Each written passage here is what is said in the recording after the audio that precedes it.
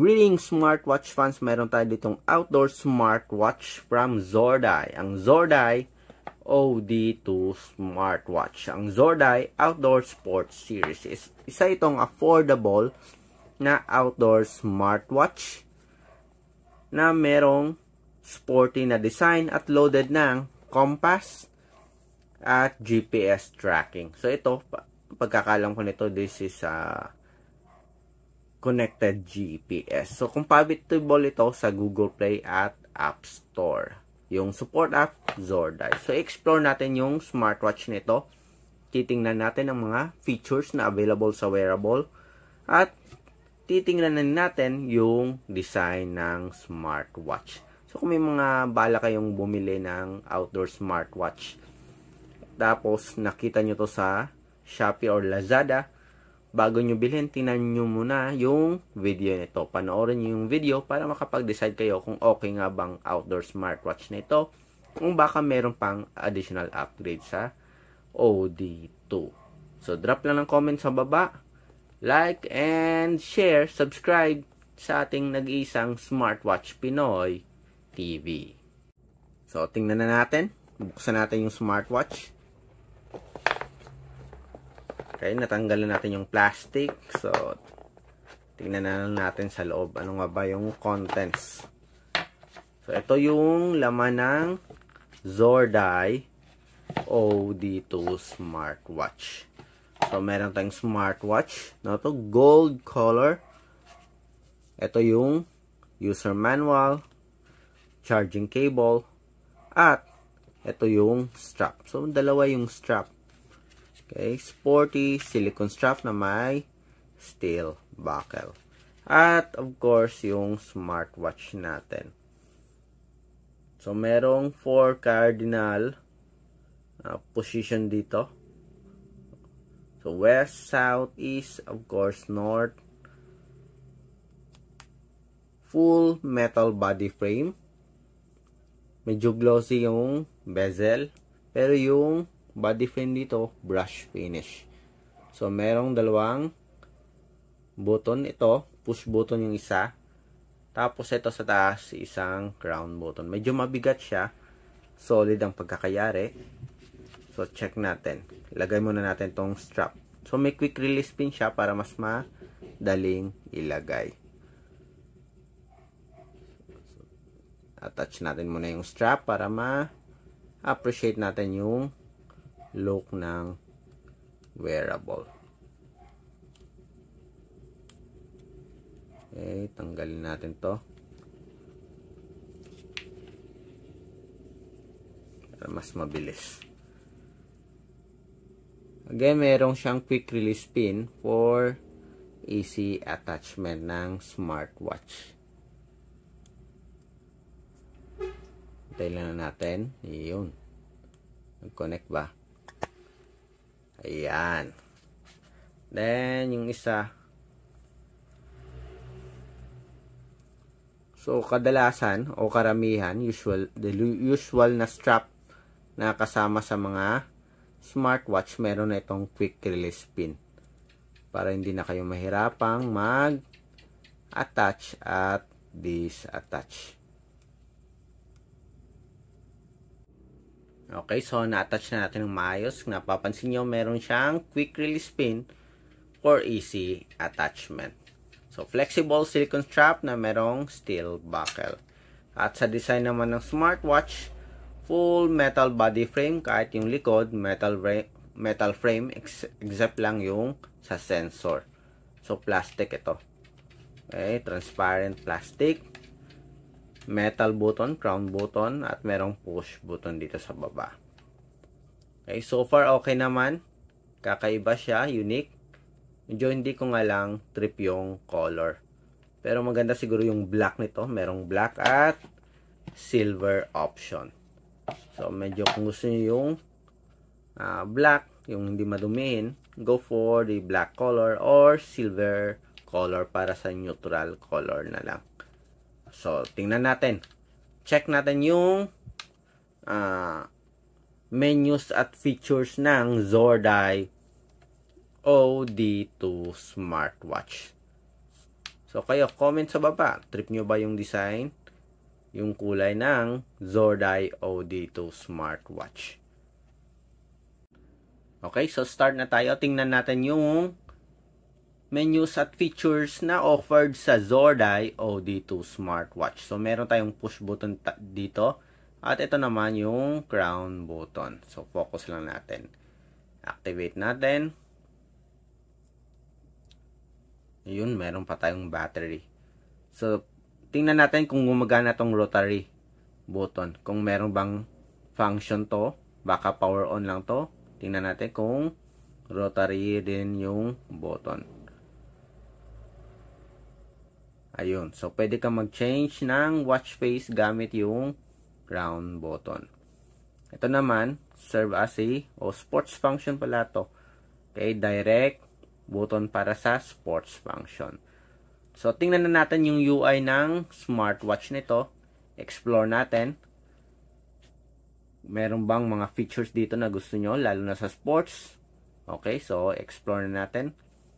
Check muna natin yung UI. Okay, so sa taas, tingnan natin. So, meron tayong quick settings dito. So, iba't ibang function meron dito. Shortcut sa settings ng iyong smartwatch. Sa baba, ayun na, menus at features. Dito sa kabila, merong split screen. And sa right side, iba't ibang cards. Okay, so kailangan nyo munang i-connect to sa support app para mag-work yung katulad nitong weather at yung iba pang function. Again, sa taas yung shortcut natin dito, yung quick settings.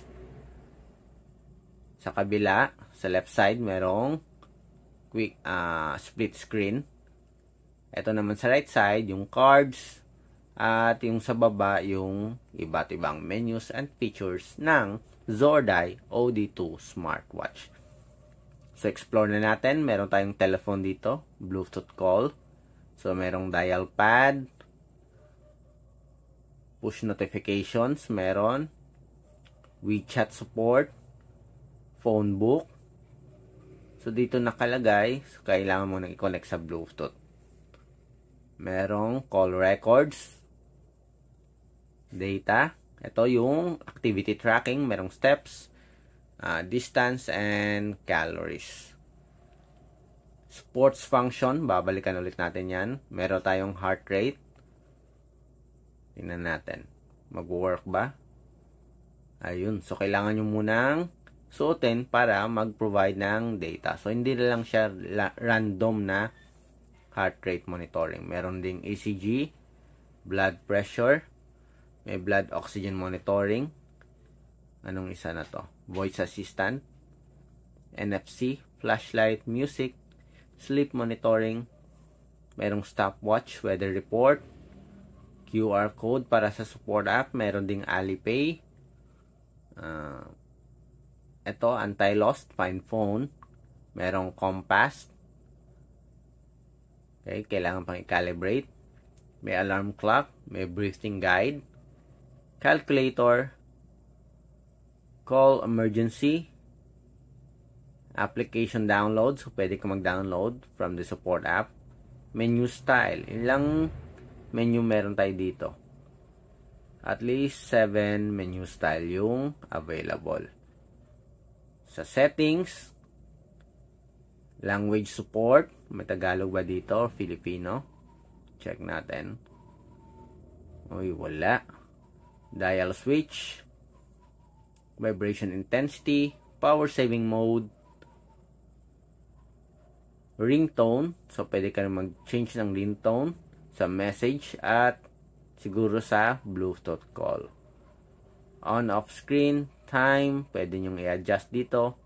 Set natin sa 12-hour format time, meron din. May security, password, factory reset, at shutdown. Yung version natin, version 1.21. Okay, so ito yung mga iba't ibang menus at features na available sa ating Zordeye OD2 smartwatch. So sa sports function, press lang natin to, shortcut sa sports. Ayun na. So, loaded ito ng iba't ibang sports function, iba't ibang category. May running, may, cycling or indoor sports. Ito, cycling. So, iba't ibang vehicle yung gamit dito. Race cart,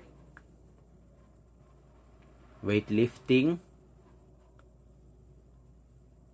Itong isa, dancing. Ito naman, wrestling. May sa snow din. Tingnan natin kung may swimming. So, wala akong nakikitang swimming dito. But so far, loaded ito ng iba't ibang sports function. Wala nga lang name. So, kailangan nyo lang talagang i-tap para malaman kung ano yung klaseng sports na yon. Okay? May mga icon naman na clear dito. Alam kagad kung anong sports. Pero kung di nyo alam, kailangan nyo pang i-select para malaman kung anong sports function ito. So, pwede kayong mamili ng target. Okay, katulad nito. Running. So, kailangan nyo, gusto nyo ng calorie or distance. So, pwede nyo mag-set kayo ng goal, target goal para sa activity nyo. So, as you can see here, isa itong sports smartwatch na loaded ng health at fitness. So, marami siyang sports function. May Bluetooth call support din. May push notifications at merong health monitoring. Kasama na din yung blood pressure at blood oxygen. May support din sa NFC, flashlight, music control, at meron ding Alipay at built-in compass para sa ating outdoor sports function. Again, ito ang Zordai OD2 smartwatch, isa sa mga affordable na outdoor sports smartwatch sa market na merong metal body frame. Whole body yung metal. Except lang dito sa likod. But so far, very durable ang pagkakayari. Sa tingin ko naman okay naman to. Solid na solid ang pagkakayari. Full metal body frame. Except lang dito sa sensor and of course dito sa display screen. Wireless charging siya at full touch screen na preloaded ng iba't ibang watch faces. So kung may mga tanong kayo, drop lang ng comment sa baba, subscribe at like sa ating nag-iisang Smartwatch Pinoy TV. Bye!